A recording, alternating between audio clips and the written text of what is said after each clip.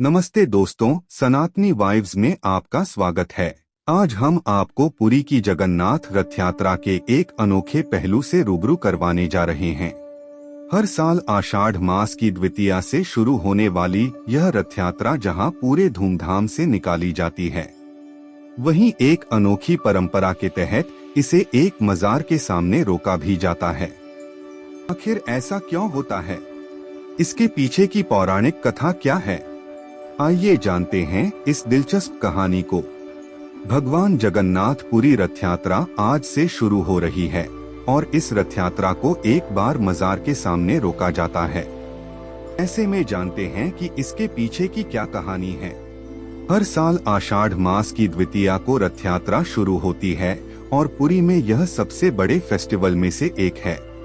रथ यात्रा को देखने को बड़ी संख्या में लोग आते हैं, लेकिन कहा जाता है कि भगवान जगन्नाथ की रथ यात्रा को एक मजार के सामने भी रोका जाता है।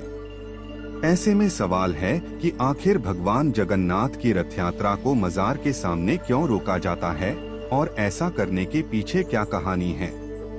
कहा जाता है कि रथ यात्रा से भगवान जगन्नाथ अपने भाई बलराम और बहन सुभद्रा के साथ अपनी मौसी के घर जाते हैं। इस वजह से पुरी में जगन्नाथ मंदिर से 3 रथ रवाना होते हैं। इनमें सबसे आगे बलराम जी का रथ, बीच में बहन सुभद्रा का रथ और सबसे पीछे जगन्नाथ जी का रथ होता है।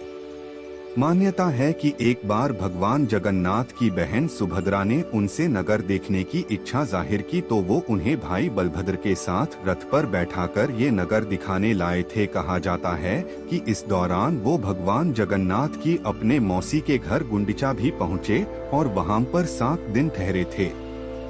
अब पौराणिक कथा को लेकर रथ यात्रा निकाली जाती है। कहा जाता है इस रथ यात्रा के दौरान एक मजार पर भी भगवान का रथ रोका जाता है।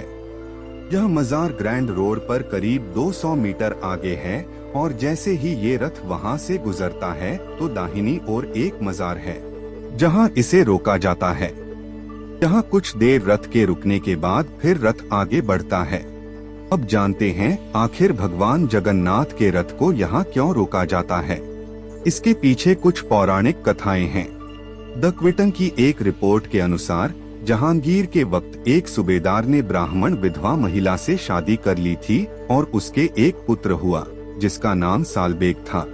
मां हिंदू होने की वजह से सालबेग ने शुरुआत से ही भगवान जगन्नाथ पंथ का रुख किया। सालबेग की भगवान जगन्नाथ के प्रति काफी भक्ति थी, लेकिन वो मंदिर में प्रवेश नहीं कर पाते थे। इस पौराणिक कथा में बताया जाता है कि सालबेग काफी दिन वृंदावन भी रहा और रथ यात्रा में शामिल होने ओडिशा आए तो बीमार पड़ गए। इसके बाद सालबेग ने भगवान को मन से याद किया और एक बार दर्शन की इच्छा जताई।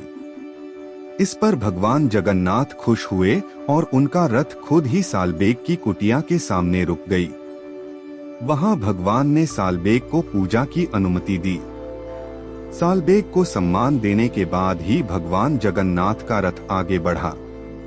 ऐसे में आज भी ये परंपरा चली आ रही है। तो दोस्तों, यह थी भगवान जगन्नाथ की रथ यात्रा और सालबेग की भक्ति की अद्भुत कहानी। अगर आपको यह वीडियो पसंद आया हो तो इसे लाइक करें, शेयर करें और हमारे चैनल सनातनी वाइब्स को सब्सक्राइब करना न भूलें। हमें कमेंट में जरूर बताएं कि आप इस रथ यात्रा के बारे में और क्या जानना चाहते हैं। मिलते हैं अगले वीडियो में, तब तक के लिए जय जगन्नाथ।